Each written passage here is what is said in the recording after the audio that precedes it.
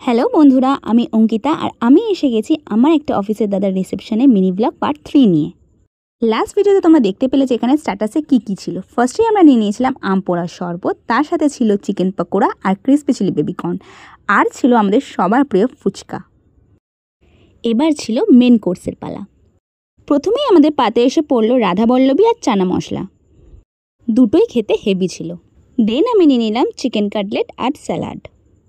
Next আমাদের পাতে চলে এলো পোলাও, যেটার গন্ধটা পুরোপুরি বিরিয়ানির মতো ছিল। আমার তো হেভি লেগেছে, সত্যি বলছি, মেনু কার্ডে লেখা না থাকলে ধরতেই পারতাম না। এর সাথে সঙ্গ দিতে চলে এলো মাটন কষা, আর দুটোর কম্বিনেশনটা ছিল সেরা। আমি একদমই মাটন লাভার নই, বাট এর কালারটা দেখে নিজেকে সামলাতে পারলাম না, এক পিস নিয়েই নিলাম ট্রাই করার জন্য। দেন আমার পাতে এসে পড়লো আমের চাটনি আর পাঁপড়। এই দুটোর কম্বিনেশন আমার সেরা লাগে, যে কোনো অনুষ্ঠান বাড়িতে আমি অবশ্যই এটা ট্রাই করে দেখি। তারপরে আমাদের পাতে চলে এলো সন্দেশ, আর তার সাথে গরম গরম গোলাপ জামুন, আর লাস্টে আমাদেরকে দিয়ে গেল আইসক্রিম আর পাস।